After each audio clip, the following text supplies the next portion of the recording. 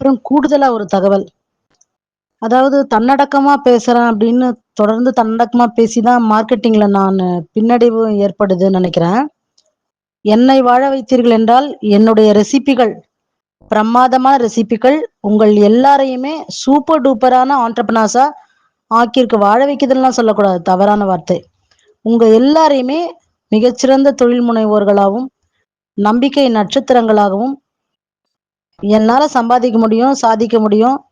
அடுத்த கட்டத்துக்கு போக முடியும்.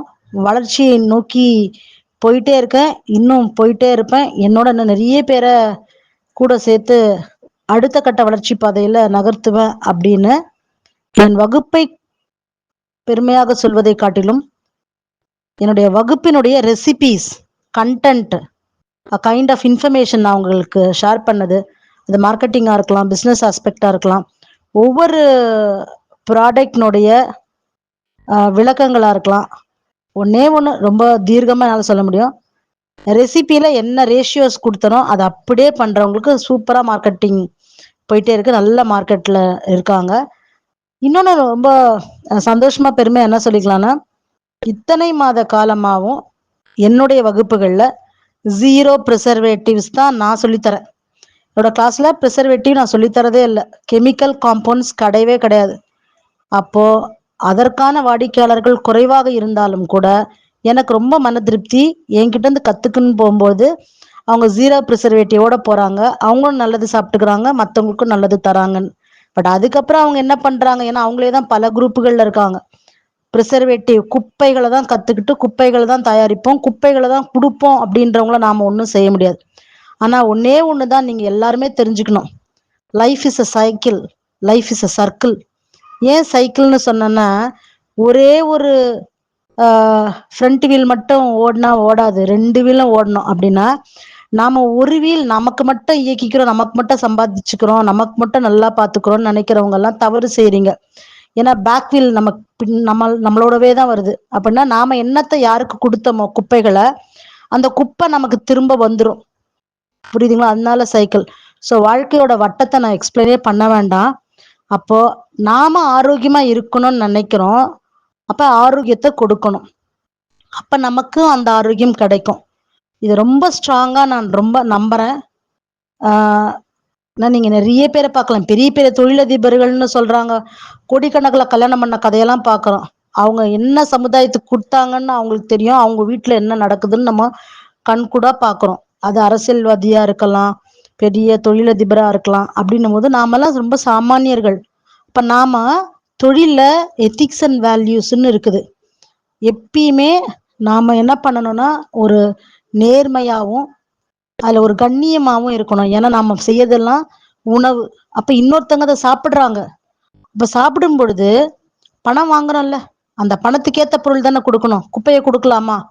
அப்ப குப்பை என்பது நீங்க கலக்கக்கூடிய கெமிக்கல்ஸ் அப்படின்னு நான் ரொம்ப ஸ்ட்ராங்கா நினைக்கிறதுனால என் வகுப்புல கெமிக்கல் சொல்லி தரதில்ல. வகுப்புல வரவங்க எல்லாரும் அதை செய்யறது இல்லைன்னு நம்புறேன். பட் இருந்தாலும் விதிவிலக்குகளை நம்ம ஒன்றும் செய்ய முடியாது. ஆனா ஆழமா நீங்க யோசிச்சு சிந்தனை செய்தெல்லாம் பாத்தீங்கன்னா ரொம்ப தூரம் ஓடலாம் முடியாது, நின்றுடுவாங்க. ஏன்னா அதுதான் சொன்னனே, ஃப்ரண்ட் வீல் மட்டும் இயங்காது, பேக் வீலும் சேர்ந்துதான் அப்படின்னு. இப்ப நாம என்ன பண்றோமோ அது நமக்கு வரும். அப்படின்னும் போது நாம குப்பையை கொண்டு போகாம இருக்கிறதுக்கு இல்ல, இருந்தா ரொம்ப நல்லது. ஆக்சுவலா உண்மையை சொல்லணும்னா வகுப்புகள் நடத்துறதே இல்ல, அப்ப பேசுறதே இல்ல. பேசாம இருக்கிறது ரொம்ப கஷ்டமா இருக்கு எனக்கு. அதன் அடிப்படையில ஒரு வாய்ஸ் ரெக்கார்டு போட ஆரம்பிச்சா ஸ்டாப்பே பண்ண முடியல. பட் ஒரே ஒரு விஷயம்தான், சிம்பிளா என்னன்னா, எல்லாரும் இந்த சம்மரை ரொம்ப ஜாலியா என்ஜாய் பண்ணுங்க. ரீதிங்க் அண்ட் ரீபிளான் பண்ணிக்கோங்க உங்க பிசினஸை. ஸோ தட் அது உங்களுக்கு ரொம்ப ஹெல்ப்ஃபுல்லா இருக்கும். 4ல காலை வைக்காதீங்க. மார்க்கெட்டிங்கை பொறுத்த வரைக்கும் நான் எப்பவுமே சொல்லுவேன், 4 இடங்கள்ல கால் வைக்கக்கூடாது. ஏதாச்சும் ஒண்ணு எடுத்து அது மூவ் ஆகுதான்னு ட்ரையல் அண்ட் எரர் பார்க்கணும். மூவ் ஆகலைன்னா அப்படியே அதை விட்டுடலாம், தவறு இல்லை. அடுத்த ப்ராடக்ட் ட்ரையல் அண்ட் எரர் பார்க்கலாம். ஸோ தட் நமக்கு ஒரு 4-5 ட்ரையல் அண்ட் எரர் பார்க்கும்போது அடுத்தது நமக்கு ஏதாச்சும் ஒன்று கிளிக் ஆகும். முதல்ல பண்ணதே கூட நமக்கு வரும். ஆனா எல்லாம் பண்ணிட்டு இதை பண்ற அதை பண்றேன்னு பொய்ய சொல்லிக்கிட்டு எதுவுமே பண்ணாம இருக்கிறது ரொம்ப ரொம்ப எரரா இருக்கும் மார்க்கெட்டிங்ல. கஸ்டமர் பேஸுக்கு ஏற்ற மாதிரி ப்ராடக்டை கொடுங்க. ப்ரொடக்ஷன்ல இருக்கிறவங்க ப்ரொடக்ஷன்ல இருக்கிற ப்ராடக்டை ஃபோக்கஸ் பண்ணீங்கன்னா பேரு ரிப்பேர் ஆகாது. நிறைய பேர் ப்ரொடக்ஷன்ல இல்லாம அவுட் சோர்ஸ் பண்றீங்க. அது ஒன்றும் இல்லை, ஒரு ப்ராடக்டை உங்ககிட்ட வாங்குறாங்க, 4வது தடவை வாங்கும் போது டேஸ்ட் மாறிடும், கஸ்டமர் திரும்பி வரவே மாட்டாங்க.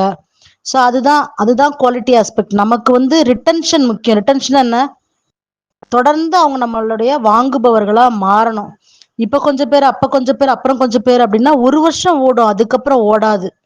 அப்ப ப்ரொடக்ஷன் என்பது, நீங்க 5 வயசா இருக்கும்போது கோல்கேட்டை வாங்குனீங்கன்னா 50 வயசு ஆனாலும் கோல்கேட்டை வாங்குறாங்கல்ல, அதுக்கு பேர் தான் ரிட்டன்ஷன்.